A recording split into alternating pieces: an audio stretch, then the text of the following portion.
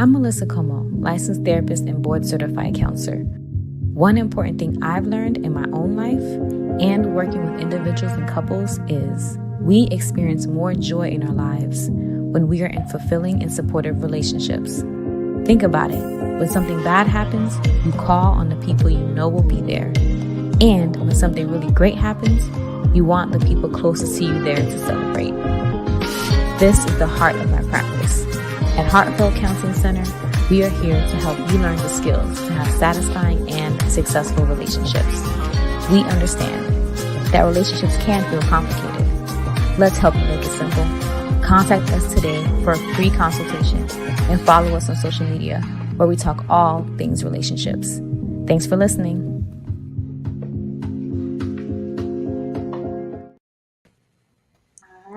Welcome, everyone. Welcome. As you can see, I have a guest with us today, and I'll go and introduce myself for those of you who don't know. My name is Melissa Como. I'm a licensed mental health counselor, licensed marriage and family therapist. I am a virtual counselor, so I can see people all over Florida. And I specialize in relationships, as you hopefully saw in the video, for individuals and couples. And we have a special guest with us tonight. I'm actually going to go ahead and have her introduce herself and share as much as you like with the audience, Brittany, and we'll go into what the topic is for tonight. Perfect. Thank you, Melissa. So my name is Brittany Carter. I'm a licensed mental health counselor, but I'm also a certified yoga instructor. So putting both of those things together, I call myself a holistic therapist. And what I focus in on is anxiety and depression, but really life transitions as a person of color. Mostly Black women and people who identify in the queer community, because it's not always easy to be us in this world. So I help you navigate, I help you regulate, and we do that with a lot of breathing. Yes, still some CBT, but a lot of mindfulness as well. Thank you for that beautiful introduction, Brittany. So I'm so excited to have my colleague in front with us tonight. For those of you that have been watching my content for the past year or so, I was doing IG lives mostly. So we transitioned over to YouTube, a little fancy with the screens and stuff. So hopefully y'all like it. So please go ahead, y'all, hopefully know I love conversation, not just with my guests, but also with you all. So please go ahead and jump in the chat and share whatever you like. And I'll pop them on the screen to make sure that everyone gets their voice heard, per se. And of course, I'll ask y'all questions in the audience too, to see what you all think. So really, Brittany and I will be having conversations. We do have questions to help facilitate the conversation, but this is pretty much two Black women therapists talking. So we want to make it fun. And then we're going to make a little bit of an announcement later on about something that we're collaborating on. Again, if you've been watching our content, you probably already know what it is. But we want to spend time talking about it live because, there's nothing like having a real conversation with real people and hearing our voices and hearing the energy that we have behind our services and our we have to offer you all tonight. So as usual, my topics are often centered around Black love. I'm a relationship therapist, so I'm Black. So I like to make sure that we incorporate cultural issues and things in, because we know our relationships are different than compared to other cultures, right? And so we want to make sure we factor that in because it's not the same, right? And so that being said, I'm going to go ahead and start with Brittany to talk about our first kind of part of the conversation. And I love to hear from the people that I talk with on the lives about, what they think about Black love, because I know what I think and I talk about it all the time. So it's good to kind of get a sense of what other people think, right? So we can have a dialogue kind of back and forth. So Brittany, if you wouldn't mind sharing a little bit about when you think about Black love, what does it mean to you? Yes, I was so excited when I saw this question as something that you go over a lot, because when I think about Black love, I just get warm and fuzzy inside. I think about the love that my grandmother had for me growing up and how she loved me unconditionally. I think about the love that I have for my children, and the love that I have for my partner. And it just makes me full and warm inside. And then I think about the love in a greater sense that I have for my community. Like, I'd love to see us win. I love to see us accomplish something, or, sometimes you notice when someone's stuck, even if they're on a peripheral, and when you see them push through, I get so excited. So my love for my community, and then my love for us just moving forward and continuing to be healthy and thriving, that's what I think about when I think about Black love. Yeah, and what I love, part of what you said was kind of how I think about it too, is not just romantic love. I've been saying that for the longest. I was actually one, and I think you were watching, supporting me too last time I was on live. Like one of the myths that I wanted to kind of dismantle was the word that I love that you used last time too, Yeah. is that it's only about romantic love, Mhm. right? And so Mhm. what I appreciate in your answer that you shared variety of different types of love, Yeah. not just romantic. And what I realized, being a therapist, but also just being a consumer of information, that we have to hear Mhm. things like a lot of times. Like, we have to Yeah. hear it a lot of times for it to like make a Yes. shift. Yeah. And as a therapist, you find that too as well, that you have to Mhm. say, like, have the same conversation with your clients, not about Black love in general, but just Yeah. you find that happens with you?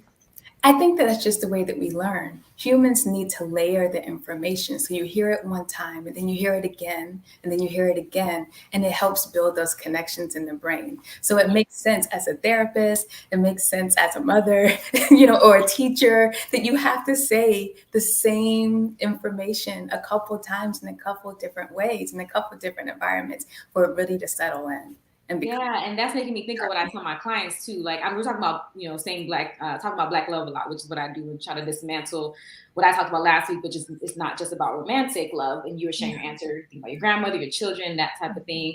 And so it's important to hear, when we're trying to bust the myth, it's important to hear the opposite, or whatever the message that you're trying to express over and over again, because we Mhm. hear, the myth over and over again, right? Just to kind of like combat that, you have to kind of do the other way, so people can kind of hear Yes. another piece of information. Yeah. I tell my clients the same thing in clinical work. They'll say like, and I just tell them straight up like, so we're going to talk about the same thing probably over and over again, and they'll be like, what do you mean? I'm like, that's just part of the work. It just may look different in different forms, but it's really the same thing. And so Yeah. with Black love, I want to make sure that, it's something that doesn't have to be a polarizing conversation. I was just talking to a girlfriend about this earlier, about like polarizing conversations on social media, Mhm. and that, one of the polarizing things is about romantic love. And so to hear Mhm. your answer like warms my heart, which is why we're great colleagues and friends, Yeah. that we're like-minded in that way. So I appreciate that comment. And people in chat, share your answers as well. Like, what does Black love mean to you? Yes. Yeah, and I would love to hear, and I'll put them on the screen so we can all participate. What does Black love mean to you all? Right. So that being said, talking about myths, and so one of my themes, I didn't realize it was a theme till honestly I came onto the second one with you. I was like, let's make this a theme. I'm gonna ask everybody this question. Yeah. Let's rewrite this narrative. And so I wanted to ask you, what is one myth about Black love, Black men or women, or just our community that you would like to Mhm. dismantle? What's one that you would like to dismantle, Brittany? So something that I bring up all the time, and I talk about with my clients, I talk about with my girlfriends, is the Black girl magic. Mm. Because yes, we are magical, but I deserve rest. I don't always have to be hard. I don't always have to be strong. Like, I am allowed to be vulnerable. I'm allowed to be soft. I'm allowed to ask for help. And so when I talk about Black girl magic with my clients, what I say is things happen in seasons. So there may be a hustle season, right? Where you are pulling out all those magical tools and you're doing what you need to do, but there needs to be an expiration date. There Yeah. needs to be an expiration date, and you need to allow your soft feminine side to also have a space, Yeah. where you can be taken care of, where you can just take a moment and rest, you know? That's really important to me. Yeah. We aren't allowed to be soft, to give us a moment to be sad, to give us a moment to do nothing, and we don't have to earn those things. Those are just things that we get automatically. So Yeah. that's my biggest myth is, yes, we're magical, but within that magic, we still get to be soft. We still get to be human. You still Yeah. get to ask for help. Yes, yes. And if you know, I'm gonna ask you a follow up question. And it wasn't we talked about this earlier. We didn't talk about this, but you mentioned something that made me think of, like when you're working with clients. And for those of you that may or may not, we have similar clientele, like population. Yes. So Black and Brown women is who we primarily serve. We do have obviously a range of clients, but that's who attracts we're attracted to and attracted to us, and so we do the Mhm. best work with them. And Yes. so we are always like having these behind the scenes therapist conversations. And she's saying something now, Brittany, is that makes me think. So when you're working with your clients, Brittany, you talk about, I love how you said like expiration date, because I think that gives like, I guess what I would think of as a boundary maybe, but like how, if you can share a little bit, like how do you help? Because I would imagine being a Black and Brown woman And I say that because it's not that other people have struggles. Well, again, our struggles are unique, right? That's the whole reason why we have this conversation, because it's unique. Yeah. And so what I think, would be good probably for me to learn from you, but also from the audience too, is how do you work with clients who will, like, I'm imagining, because I serve the same type of clients, would struggle with the expiration date part. Like, what are some of the things that you help them through to like figure that part out? Well, I go into like, and this is just, my own thinking as a holistic therapist, is we move in seasons. We're always growing, we're always changing. So what works for you in this season is not necessarily going to work for you in next season. And so we always need to be mindful of, okay, this is what I need. So for the deadline, maybe you have a work situation coming up and you need to push to get this contract out. Mm-hmm. When that contract is over, you can't keep up that same work ethic. That was just for that short amount of time. If you bring it into the next season, it will be maladaptive for you.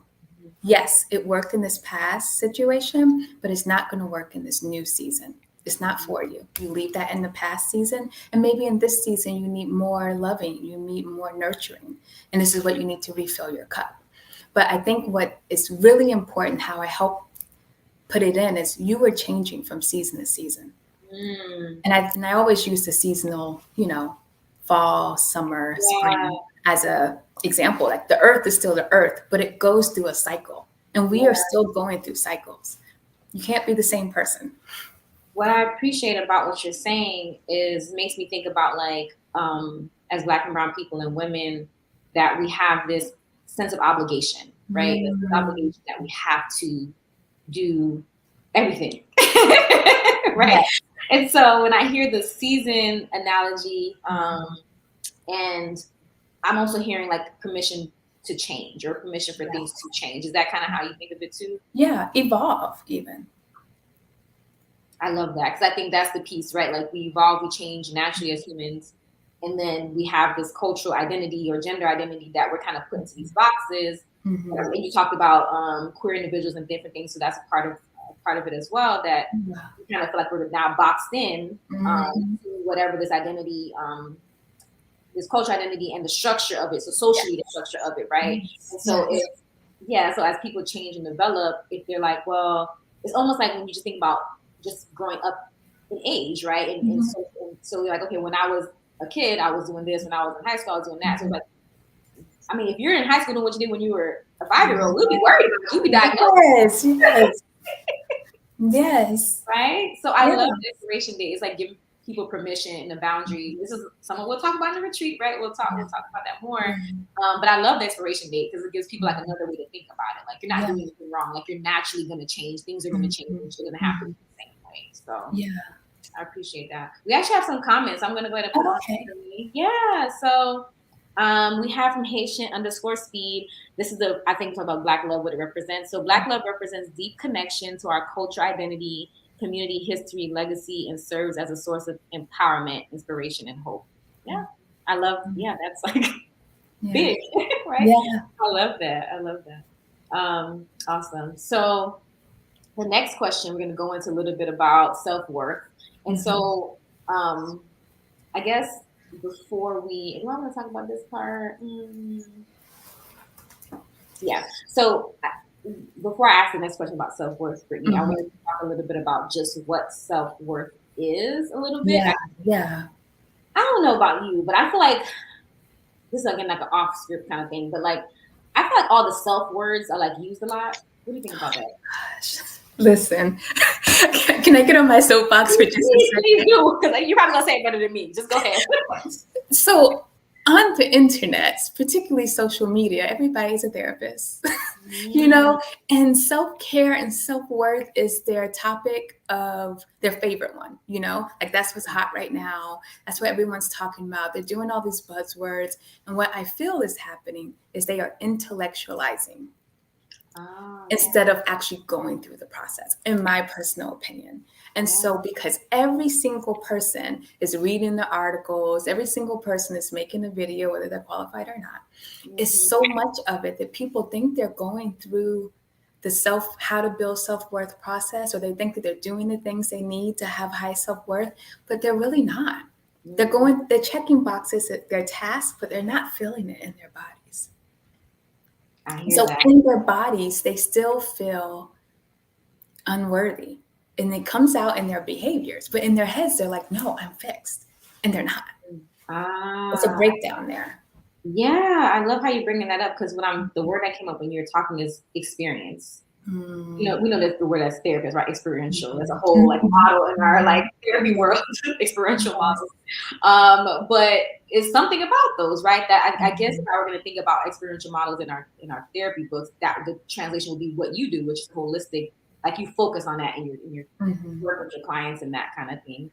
And I hear that so much because when I work with my clients as well, particularly the couples, I feel like I talk about with individuals, particularly the couples, because when they're in exchange of like interactions and doing things that are breaking down, as you say, because you're talking about breakdown on the inside, and I'm talking about breakdown within a relationship, which is, mirror each other often, right? Yes.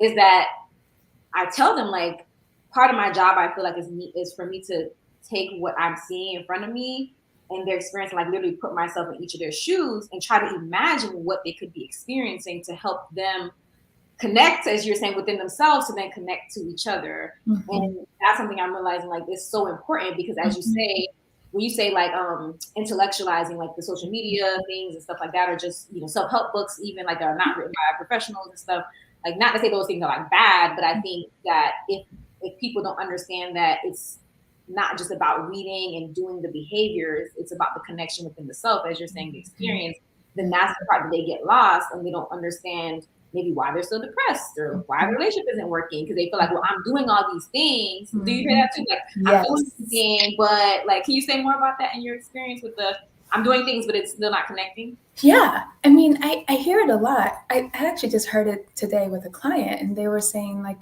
I'm sick of having to do all of these things just to be where everybody else is. And I was like, but when you're doing these things, are you doing them to check them off your box or are you really feeling it?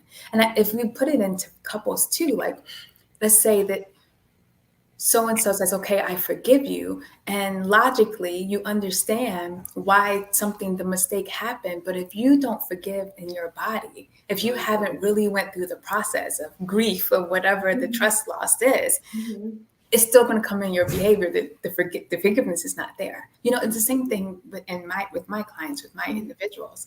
It's you can't just say it in action. And I think that sometimes we skip with the intellectualizing to prevent pain. Yeah, because like if I understand it in my head, and I tell my clients that too all the time. Like when I talk about empathy, I talk about empathy a lot with my couples. And like you can understand something. I don't use intellectualizing, but that's a great word. I'm gonna steal it from you. I usually use like I usually use the word like you can understand in your logic and in your logic mind or whatever, or mentally, cognitively, but not if you don't feel where the person is coming from. Because you know, like even in our culture, we're like, I feel you. That's basically empathy. Like, you know, like, really? You know, it's like, oh, I understand where you're coming from. It's like, I understand where you're coming from. I already feel you. You know, like that's the difference. And so I think when it comes to empathy of another person, it's the same idea of like not being able to make that connection because we're just in our head and they just want to know like how to say the right things, the right things to do, and then when because we also know too, as people and as therapists, like when someone's not being authentic, would you say? And that's also not connecting. It's the same thing, you know. I have another question for you because my mind is going like firing right now. So if you know, say what you can. Can you talk? Because this is also not my specialty. That's why I'm excited to. And it's so funny. Like we've been friends in college for so long. I never asked you these questions. It's okay. Let's do it in front of all the people on live. Let's do it. Yes, please. So can you talk? Because it's not my specialty. Can you talk a little bit about the holistic part when it comes to the body? Because you said that a few times just now, and I think it'll be great for the audience to hear about that part. Because I think when it comes to therapists, they just think of us as like mind doctors in a sense, you know what I'm saying, or mind professionals. But we know in our work, there's all different type of trainings in how we do therapy, not just of the mind. And so I think it'd be great, especially of our culture, I think it'd be great to hear another side. Right. So your body will talk to you before you get a thought in, you know? And so if we just bring it down, when you're teaching a kid, what I teach my kids is your tummy will tell you if you're safe or not. Your tummy will tell you if you got a decision to be made. And that's for all of us. We all start off with that gut instinct. Some people call it Holy Spirit. Some people call it instinct. Some people call it has a lot of names, but that gut that you have in your tummy, like that's your guide. And the more that you intellectualize and you quiet it, the more that society tells you, no, that's not what that is. It's actually this. Your gut gets quieter and quieter and quieter. So what I do is I reconnect you to your body. I reconnect you to that original, your instinct, your gut, whatever it is that was your guiding principle. So you can make those decisive decisions and not have to keep questioning yourself. Yeah. And one of those examples, I said, society, but sometimes it happens with parents and kids too. Like something's going on, everything's fine because you're trying to protect the kid, but everything's not fine. So you teach them not to trust their instinct. Yeah. It also happens in relationships where maybe that first relationship, you were gaslit. So the next few relationships, you're questioning, what does this mean? What is, doing these things like that.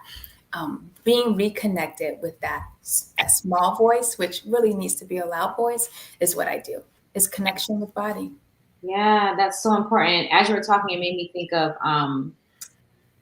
so we use similar language, but I don't talk about the body. But you can tell me kind of what you think about this. But in terms of like emotions, so what I tell my clients is like, you can connect here, but you have to connect here, right? And I guess I do use a body symbol. I just thought about it.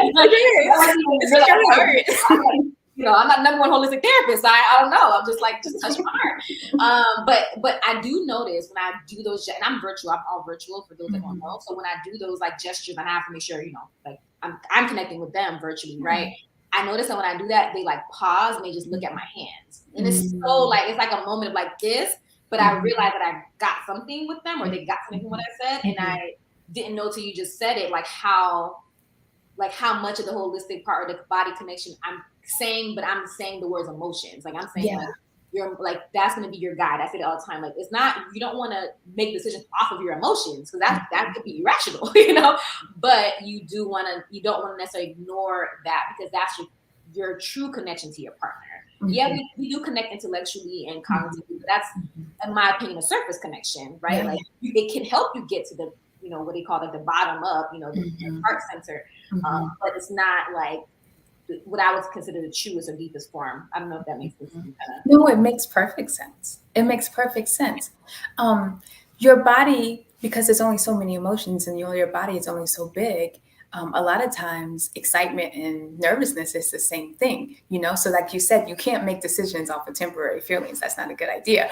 But when you feel something, that's the time to investigate and try to figure out what it is that you're doing, what it is that you're feeling and why you're feeling this way. So. That's exactly what I say. That's why you're the number one holistic, I'm the favorite relationship therapist. Like we got something going on here. Exactly that stuff.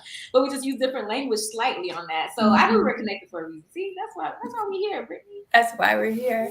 Did you want to add anything else? I'm gonna pull up the next thing I want to talk about with you. But did you have anything else you want to add about anything that you said while I pull the next thing up? Just a quick little tidbit. Not that we're, and I hear you give out suggestions a lot, but if you are looking at ways to connect with your body, movement is always the best. A lot of times when you think about movement, people think about going and exercising, and most people don't enjoy exercising. So you are punishing yourself or you're being mean to yourself when you're moving your body. You use negative reinforcement to exercise. I think I want you to dance. I want you to stretch. I want you to take a leisure walk. Like these are the ways that you reconnect to your body and you become in line with it so you can hear those voices. Your voice, your instincts.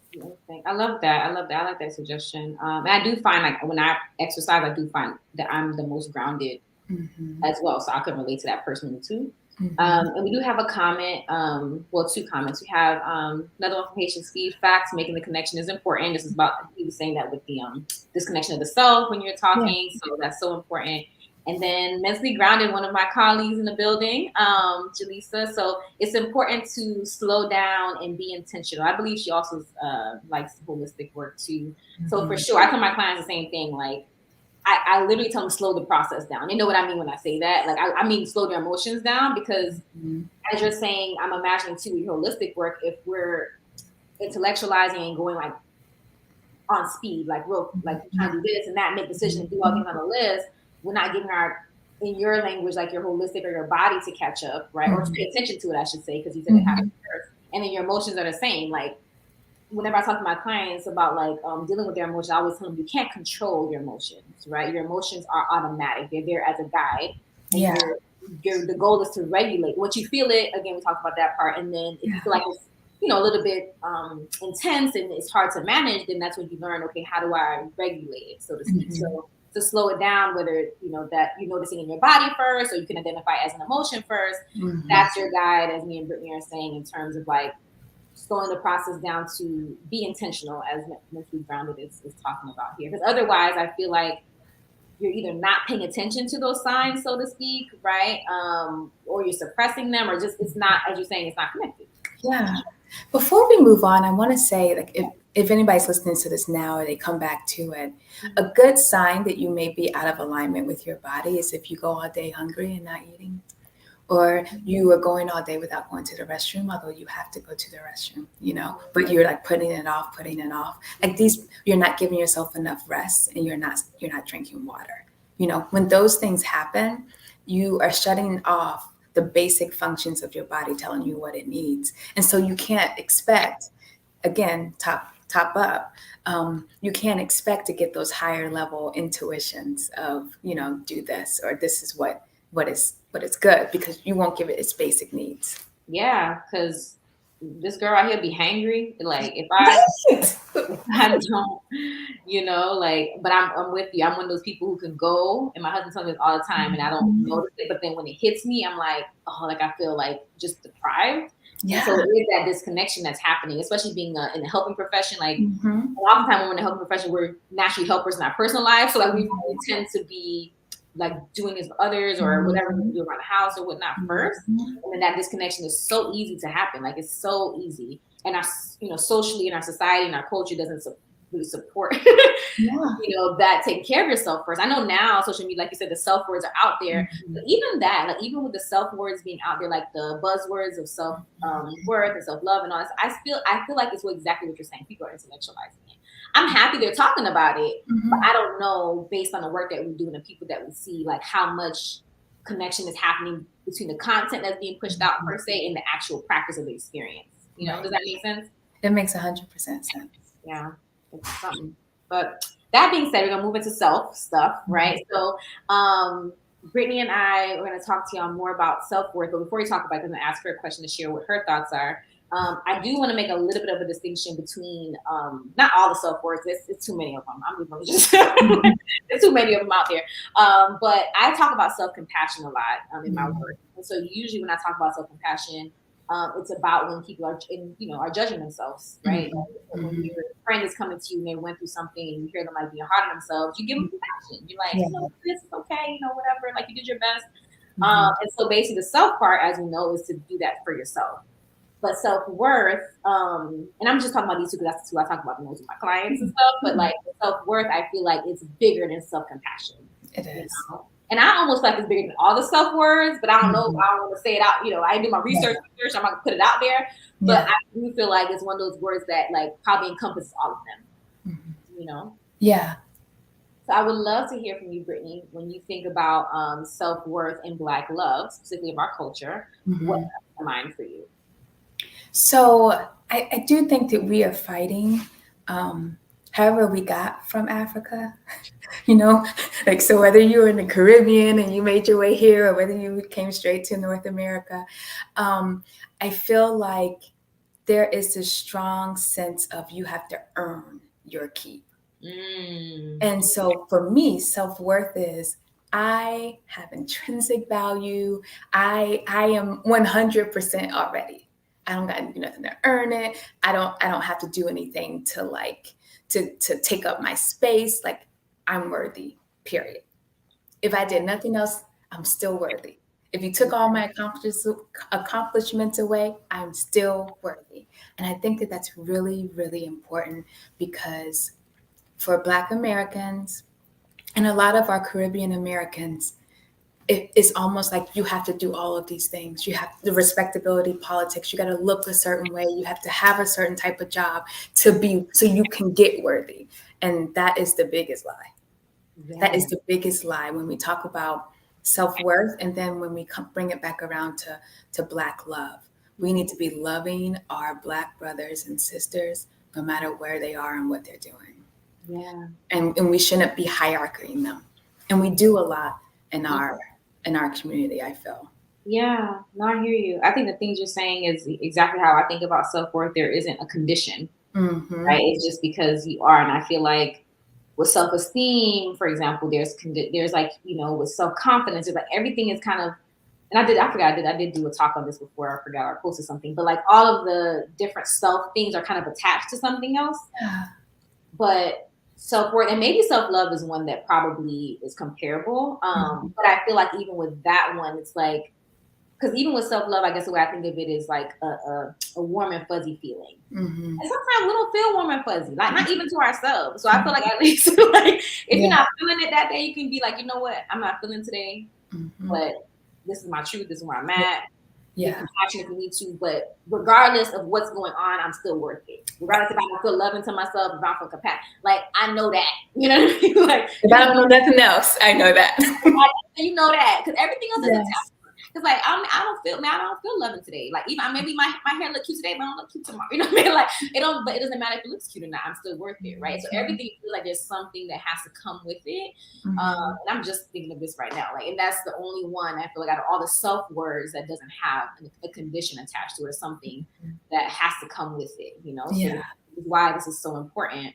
But as you're saying earlier, the self-worth part is not just a buzzword, but and I guess probably out of all of them, that's what it is. It's an experience, of yourself and remembering that you're worthy. And I love the fact that you brought up like the cultural component as to, because, every, culture has its thing, you know what I mean? Like, but we have ours. And so understanding how the Black culture, Black love and self-worth is connected would be different than how it's connected for other people. There may be some overlap, you know what I'm saying? Or like women of different cultures may have some overlap with women, but when it comes to the cultural part of it and the racial part of it, specifically, I mean, around the world, but also in, particularly in America, like you said, us, how we got here and those type of things, that's kind of embedded in our psyche a little bit too, right? In terms of just the disadvantages we still have to go through and all different things. And so, if we have that in our psyche that we have to always do something to get something, when our counterparts have to do sometimes nothing, right?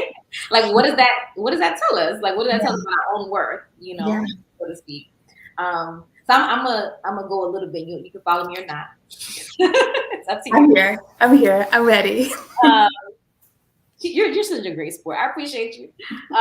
So I want to bring in a little bit about, because we both experience this in different ways. And a lot of Black people have, but I think when it comes to self-worth in our environments, in different environments, right? Such as like the professional environments and the workplace and those type of things. I'm bringing up this example specifically. I feel like it's just a good concrete example to kind of use, because when you think about academia or professionalism or any of those type of things, it's like it's so connected to performance. But then at the same time, we have these disadvantages stacked up against us, right?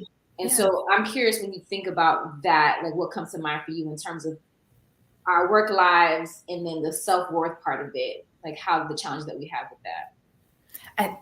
I think that it's really, so something that goes with me hand in hand with self-worth is radical self-acceptance.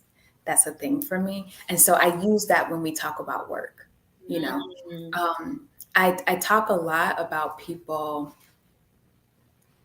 with their career. Are we here so we can live the life we want, or is this our love, what we're doing? So I love therapy. I'm here because I love to do what I do. So I'm going to always do my best.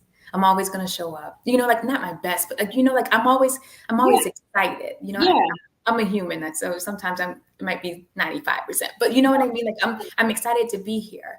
And so because of that, I'm going to thrive here. There's nothing wrong with working somewhere that pays you well, right? So you can go live out your purpose or where you want to thrive. Maybe it's traveling, maybe it's a hobby or what have you. So in those situations, I do think you really have to watch being attached to these accomplishments and competing with people who this is your passion. That is their passion. That is, you know what I mean? Like, keep your expectations. You need to do what you need to do so you can get your paycheck so you can go do your passion. You know, you're not on the same playing level with somebody who's always wanted to be a lawyer, but you are a lawyer because it pays well. And then you can get all this time off to go do what you really want to do. Yeah. You don't want to be partner. You'll be miserable if you were partner. So it's okay if somebody's moving up and you're not, because that's not what you want to do anyway. And I think sometimes when we get into another little soapbox, capitalism society, you know, you just keep going and you keep moving and you keep doing more things. And that's not for everybody. It's not for everybody. Like, not for everybody. It's not. And I love how you're talking about it because it's like a mind warp, I feel like, in a sense, because as you laid out beautifully, like how our culture and our race, you know, were brought here, disadvantage, we still deal with it, whatever. And I'm not saying, obviously we know that our community has great people, we're successful people, but we have to be honest about the challenges, not to kind of not give us credit for what we have done, but to also know that we could do a lot more if things were different, right? Like, I think that's just the main thing. And so I think, go ahead, add something. No, I was just going to say, and I think what you're saying ties in, because maybe you aren't supposed to be the CEO at this company. Maybe you are supposed to learn what you want to learn so you can go do it wherever you want to end up. You know what I mean? I don't feel like I have to work backwards and forwards to prove to you that I'm worthy. You know? Yes. If you don't want to see where I'm at, wait a second, I'll find somewhere else. You know, like, we don't have to stay. I think it was a moment in time in history where we did have to fight. Yes. To prove that we were equal. I know I'm equal. I don't have to do this. Give me a second. I'll find somewhere else, or I'll start my own thing. But I don't have to stay here in this fight.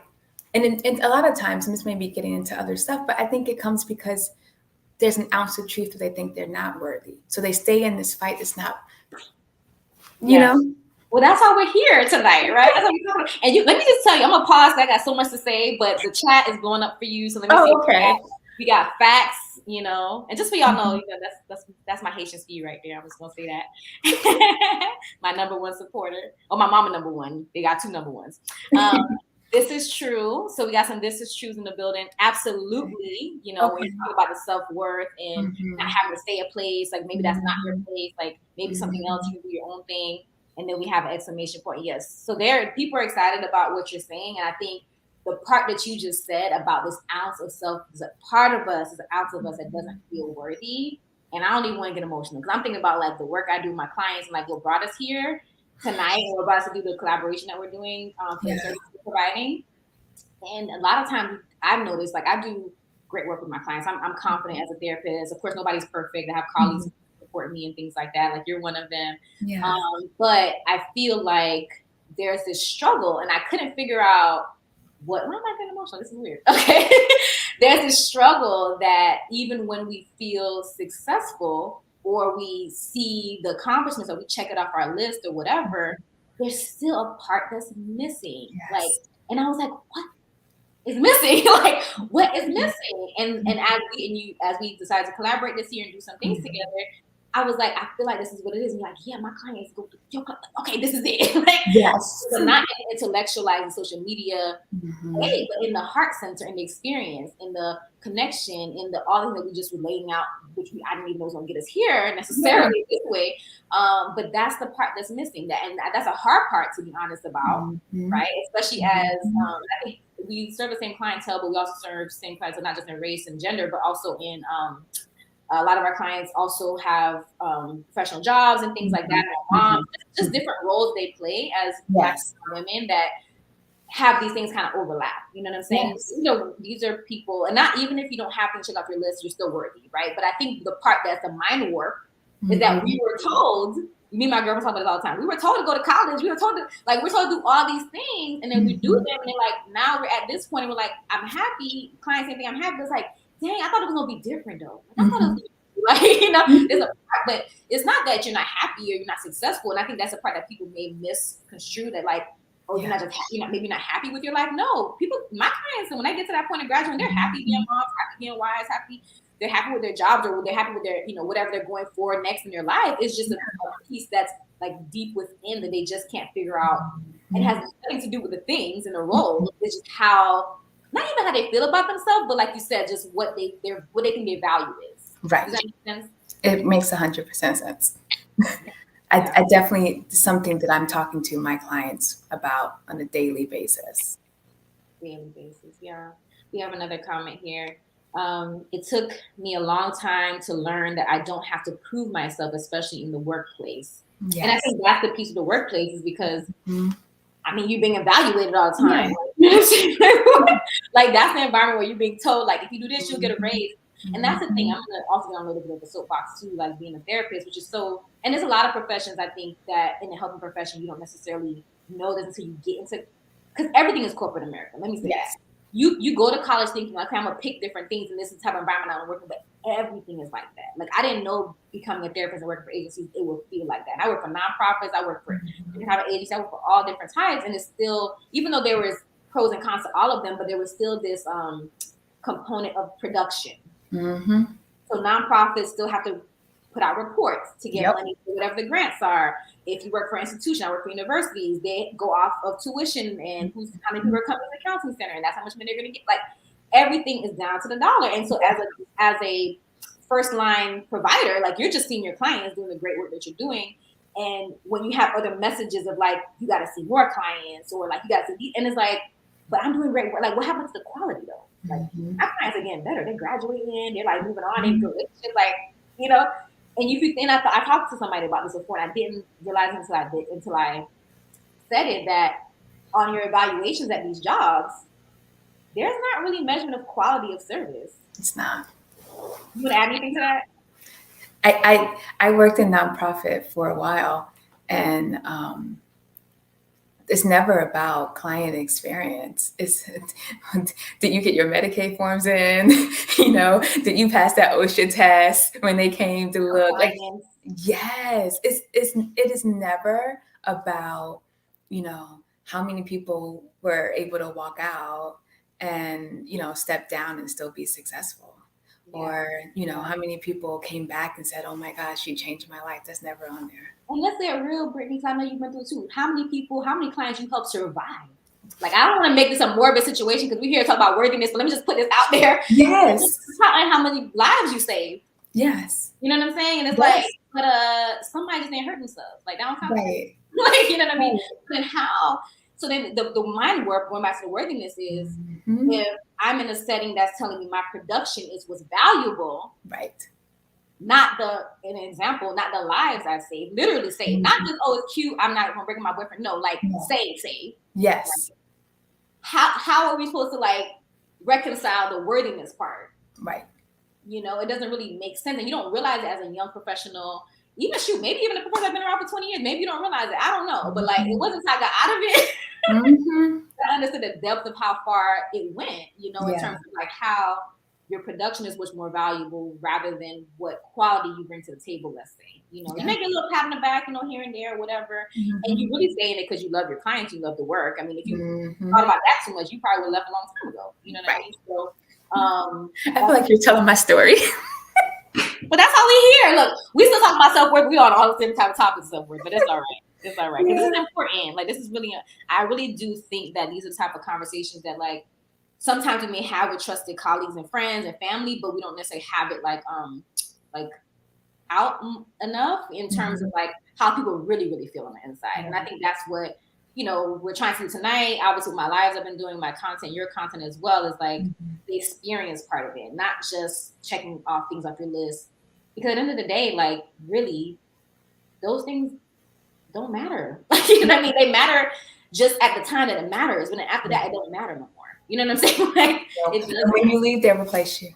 Yeah, because if you think about these evaluations, when they leave, they replace you. You've seen that meme before. Like, you might as well take your PTO, because if you pack away tomorrow, they're gonna hire somebody else. It's the truth. It's really the truth. So we're getting these messages from our work environments, from even academia, from schools, from all these different environments that are saying that production is what's valuable, not who you are as a person, just who you are as a person.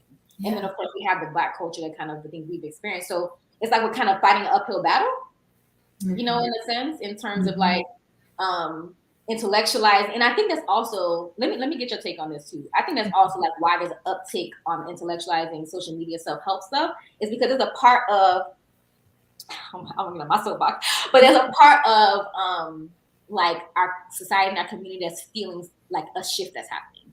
Because if you notice, like with every cultural shift, it's not just people just wake up one day like, oh, I just want to talk about self-help today. Like, no, it's something that people are experiencing. They're not talking about it. They're intellectualizing, as you said. And so they're putting out all this other content or conversation amongst each other that's not really talking about what is really happening. Yes. You know? Yes.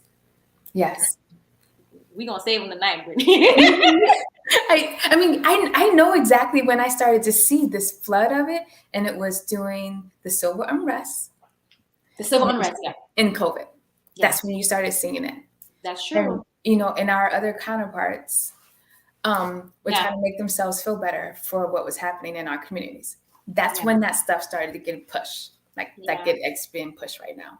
In my observation. No, I agree. Because when you say, because that's when you and I met too, was around that time. So I agree. And for those of you that don't know, so I only bring real people I know, people I really know on the show. I don't bring people I'm like, oh, hit me up on IG. No. So me and Brittany really know each other. Just as a little backstory before we talk about the next thing. We met, I think in 2020 we did. So we both are in Central Florida as far as therapists, and we kind of crossing circles as far as like organizations, as far as therapist groups, and they hit us up. We were on a panel for a George Floyd panel, actually. Black Lives Matter, talking about mental health, and we were tasked and agreed. Yeah, we agreed. Talk to our non-Black colleagues. I mean, other people was there, but you know, it's a few of us in the building. About Black mental health and the experience. And actually, I mentally grounded. She was. We were both diversity chairs. I'm putting her up here. Who put that panel together? One of the panels together. Yeah. And so that's how we met. And maybe she might have been on the panel too, now that I think about it. But anyway, long story short, I just want to share that with y'all because I don't even people on here that I really know. So we have conversations like this. So on to the next question finally, because we had a whole little detour here. So let's talk about your practice a little bit, because this is part of your experience, your clients, and mine that brought us to the retreat and different things you're doing with people. When you have your clients with you and you're doing work with them, how do you see self-worth or lack of self-worth come up with your clients in your practice? I mean, it really goes back to some of the things we already hit on, and that is they're doing all the things. They're doing their yoga, they're getting their sleep, they're winning in work, and they still feel like something's missing, They still feel like a little bit like I'm supposed to be doing something else, but I don't know what it is, And what I see is it really kind of stands out in their relationships with others, And so they go above and beyond, and they do all of these things, and then it's not reciprocated. They feel really, really hurt, But what I have identified is they are trying to prove themselves lovable by doing so much and being everything to everybody. And if I do all of these things, and I'm everybody's source, I do a little bit of Enneagram too, but if I'm everybody's source, right, then people will love me. People will accept me in their community. People will see my worth. Yeah. Do you think they realize that it's about self-worth at the time, or like at some point? I don't. Yeah. I don't think they think that. But we live in such a transactional society, I think it's just natural. Yeah, that's true. I think that goes back to the production piece. It goes back to us having to always do things you said beautifully earlier. Like you even said it too with parenting, right? It's the same thing. And we're both moms, right? So like part of the parenting is, of course, that's what we want our kids to know. The love is unconditional. That's the other thing about self-worth. And also you have to parent them, right? And so the messaging of like, with parent, well, I don't know if we all know, but with parenting, part of it is like you want to reward them for the good things and take away the good things if they do something that is a misbehavior, right? So more of a reinforcement, not necessarily a punishment type of situation. You know, in our culture, got a little mix going on. But with that, I think that's part of where the conditioning of their worth comes, our worth, you know, as children growing up or whatever, too, is that, and that's a tough line to, you know, like, I guess balance, because you want them to understand from right from wrong and then behave. And, you know, I say behave because there's different definitions of behaving depending on that. So whatever that is for you as a parent, you want the message to be clear, but there's a point in the development it's not going to be clear because you don't know the difference, you know. We find that to be true too as well with like the parenting part of it, whether it's through your clients or any of your thoughts about that, like the difficulty of, you know, you're loved unconditionally, but also you did something wrong, you know, so you have to like go to your room or like whatever, like those type of things. Yes. So I don't know if you knew, Melissa, but I'm a certified parent trainer as well. I didn't know that. Look at that. You're Brittany, look at this. But like, this is something that I talk about a lot with my clients, actually, because I think that, again, respectability politics, and if my kid misbehaves, they'll be unsafe. That's deeply rooted in our culture. Oh, that's true. Yeah. Deeply rooted in our culture. And so I think the way that we discipline our kids is fear-based. And I don't think that people realize that it's fear-based, you know, but they want these kids to be perfect.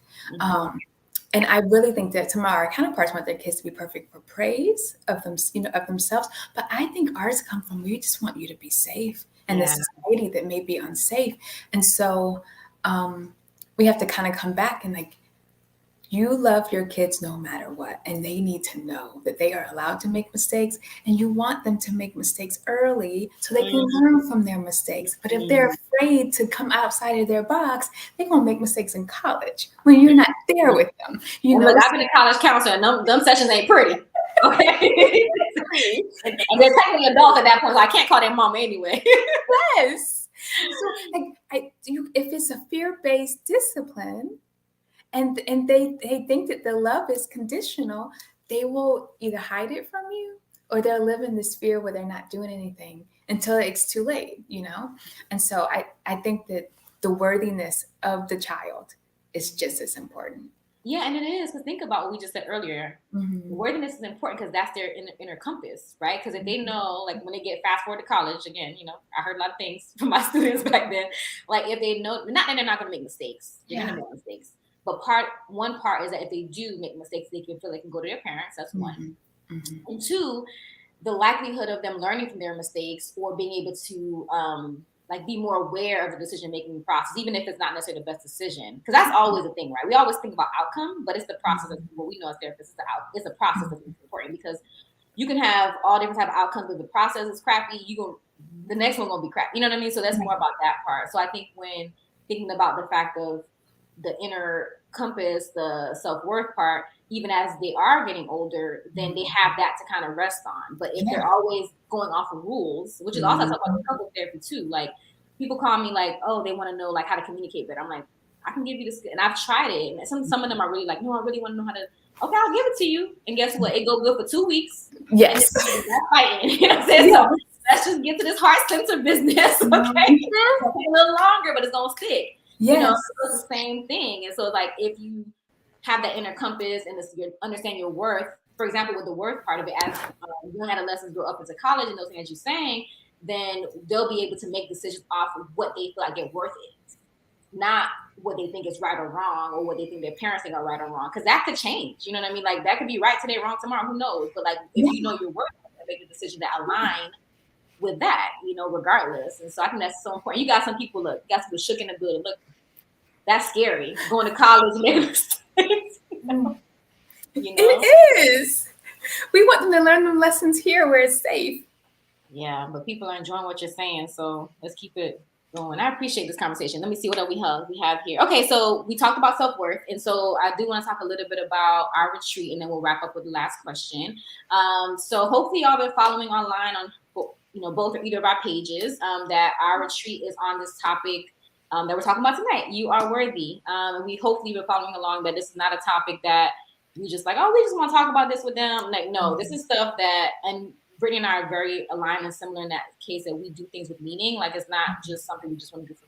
I mean, we do it for fun too, but like we want to give value to our clients and people that want to. And you don't have to be a client to come to the retreat. So we're having a 1-day retreat. I'm going to go ahead and put the information on here. Let me see, where are we at? Here it is. Okay. So the retreat is going to be in beautiful Windermere, Florida. And so, yes, and I posted today, y'all, please, if you haven't already, go to our IG page. I'm going to share it with Brittany so she can have on her page too. The location. So we've been talking about where it's at, but we haven't showed people what it looks like. So tonight or this evening, we went ahead and posted it so you can actually see what the space looks like. I know it's important for people, you know, we're visual people. We want to see like where we're going to be at. It's a really nice, calming space. Brittany's been there many times and done many events there. And so it's going to be a women's retreat. So we're going to focus on self-worth. It's going to be a day long, 10 to 4.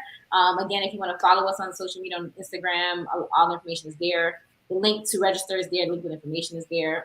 But again, the purpose of it is for us to go a little bit deeper with ourselves, you know, and it's not just our accomplishments or things that we do necessarily, but who we are as a person.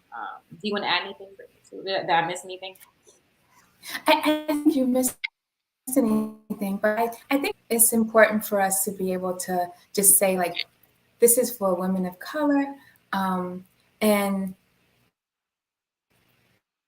like society has like kind of broken us down, you know, and they told us a couple of things. I kind of hit on some of it already, that we're not allowed to be soft. We're not worthy of softness. We always have to be hard, or, you know, we have to be in these high achievement type situations, or even like we're not worthy of healthy relationships. So we're accepting things that are beneath what we deserve. Like we really really plan on getting down to like why these kind of things happen and how you'll be able to walk away with some like a plan that you have crafted so you can stop this kind of behavior, so you can live in your worthiness. Yes, I love it. I'm glad you brought up the relationship part of it too, because we both work with clients with relationship issues. And so I know that for my couples work too, and also with the women I serve, that's a big part of how we attach our worthiness is who we're with. If we're with somebody, you know, are we married yet? Do we got kids yet? Like everything is, and I'm speaking about women because that's who the retreat is for, but men also have, you know, their own set of challenges as far as like the, like what they're, because women and men, as far as the gender part in our society, we're measured differently on different things. So for men, it may be for different things that they're judging their worthiness, like how much money they're making or where they work at, or like if they have a certain type of woman, like there's probably other things I would imagine being a man. And those men in the building, go ahead and drop information in the chat about what worthiness issues come up for y'all. But I won't speak for the men. But for women, I think the relationship part is also important because I think it's highly attached to how we see ourselves a lot of the times. And some of it is cultural, it's social media, like all the different things. So I think to be able to detach ourselves from those roles or those identities or the things that we feel like we're supposed to have, then it helps, you know, to number one, to appreciate and have gratitude for what we do have, right? And then to know that even if we don't have those things, you know, that we're still worthy regardless, even if we don't have them, you know? So we have some information in the chat. So I'll just bring this up. I was today years old when I found out. So you educated some people tonight about me too. I didn't even know you were a certified parent trainer. Very interesting. And then question is, this is a funny joke here. Let me go here. Is the retreat in Orlando? Yes. So it's in Windermere, Florida. It's outside Florida. Outskirts, yeah. So Brittany and I are both in Central Florida, so it's in Central Florida. It's not in Orlando specifically, but it's in the outskirts, is what she was saying. And someone says your beard determines your worthiness as a guy. So okay, that's a funny one. Nowadays, that's, you know, how long is your beard? I guess is they're saying with guys. So we're gonna go ahead and wrap up with our last question. This is where everyone gets to join in on the fun. So we're like wrap up with our favorite question here. And so, Brittany, I'm gonna ask you first and then let people chime in. if you had to choose in a relationship between honesty or compassion, you only could pick one for the sake of the question. Which one would you choose, and then why, if you don't mind sharing? Compassion always. Compassion always. Okay, you didn't even hesitate. No hesitation. I think that some things are true, don't always need to be said. Compassion always. No, I never heard that. Well, I've heard a lot of different ones for the past year, and I have not heard that. Just because said, I like that. Yeah, I'm compassionate as well, so I always choose compassion. Last time we did it, 2 weeks ago, honesty won though, so we have more honesties in the building. So go ahead and vote, y'all. Let me see what we have going on before we wrap up. We got honesty. We got one honesty there. So put truth. Somebody got a compassion. So we got a compassion here. So we got 3 compassions, 1 truth. So this is important, like this is one of those things where a lot of times when so this is a values question, right? A lot of times our values are not aligned. Doesn't mean you can't complement each other, like in a relationship, but it is important to understand what's one of your top values. And then if you are in a relationship where you have friends or family, like what theirs are, So we got some compassion. So compassion might win tonight. Okay, so we got one honesty so far, but they say truth. So I don't know. I might just wrap up here because I want compassion to win. Close it. Right? Honesty won last time, so I might wrap it up at compassion. But no, this is a great conversation. Like I said, I've got real people on the show, not people that I just hit up on IG or anything. And there's a lot of great people on IG, a lot of great therapists and people, but it makes the conversation more meaningful, And so I just want to wrap up and share with people our contact information. Oh, we got another honesty. We got another honesty, so we got 2 honesties and 4 compassions. Now y'all answers are coming in. Where's my? Oh, here we go. Give me some examples of compassion. Oh, that's a good question. Let me think on the spot. Do you have any examples of compassion? I mean, maybe you have a roommate or a partner, and they're like, "Hey, I know I haven't been pulling my weight, or are you upset?" Compassion could be like, that they've had a really hard time at work and da-da-da-da. So I want to come in and be like, yeah, you've been failing all over this house. Done none of your chores, da-da-da-da. I say, I understand you have a lot going on. We're still good. I see you. Take all the time you need. That would be my compassion example. I want to come in with, nah, you slacking, Yes, and that's important because it's not that you don't have to. Like I know you said that, which is a great quote, actually. Like just because it's true doesn't mean it have to be said, and also just because it doesn't mean you don't. It doesn't mean not to tell the truth either, right? So if the person is slacking, let's say a roommate, they are slacking on the chores or whatever. Yeah, you can let them know, but I think it's the how, right? I think that's. And someone has a great definition here. My sister Cynthia, not beating someone down when they make a mistake. That's so important. Yes. It's so important. We have an honesty in my text. So I think we got like 3 honesties and 4 or 5 compassions. We still might be winning. But that's important because nobody's perfect. People make mistakes, right? Yeah. And if you think about just being people, like when we're going through our own stuff, we don't necessarily want to go to somebody who's going to judge us. Like we may do it because we, maybe we have to tell them for whatever reason, other reasons, but it's not going to go, you're not going to do it with comfort in knowing that they're going to understand your position or at least try to, and so that's important. Compassion is really important. So our contact information, I'm going to go ahead and put Brittany's here. So she can be found. You want to share where I'm talking for you. Go ahead. You want to say what? No worries. So if you want to email me, you can email me at info@cartertherapyllc.com. You go to the website, which is just cartertherapyllc.com. And on Facebook and IG, it's just Carter Therapy. Yep, that is her. And again, that's one of my really good colleagues and friends. I'm so excited we are going to be collaborating and doing some things together. We got some more things in the chat. Oh, really quick, Melissa, if you're on YouTube, it's just Carter Therapy too. Okay, good. So all your handles are the same? Yeah, they're all the same. That's good. Okay. Someone said honesty delivered with care. Yes, exactly. Yes. That's the definition of someone got a cheat code to the question. I appreciate y'all participating. And so my contact information, I am on YouTube now. So y'all are here. So please subscribe. My handles are pretty much the same too. Heartfelt Counseling Center on IG and YouTube and all that good stuff. And then my website is same thing, long name. And then my phone number is there if anybody wants to call. So we didn't say this, we probably should, because we do have a lot of friends and family in the building. So since we are therapists, we like to do retreats and workshops and stuff like that. And the good thing is, if you know us personally, you can come to them.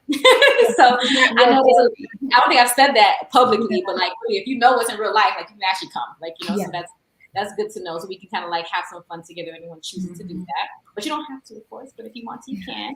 And then the last thing I want to share is just what we have. So we have talked about a retreat. Last thing is just the next show that I'm going to have is going to be in May, and I'm looking for where I have it. I don't know where it went.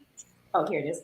So the next YouTube we're going to have is going to be with my dear friend, one of my besties, Edna Pierre. She is an attorney, Pierre Legal. We haven't thought of a fancy name yet, but we're going to talk about imposter syndrome. So this is someone I grew up with all the way, like from, you know, little 14, 15-year-old teenage girls to now grown women. And so we've seen different things of each other's lives and different things. And so she was actually one of my top lives. I told her this like last year. And so I'm excited to have her back to, like, you know, she dropped us some bars for us last time. It was popping.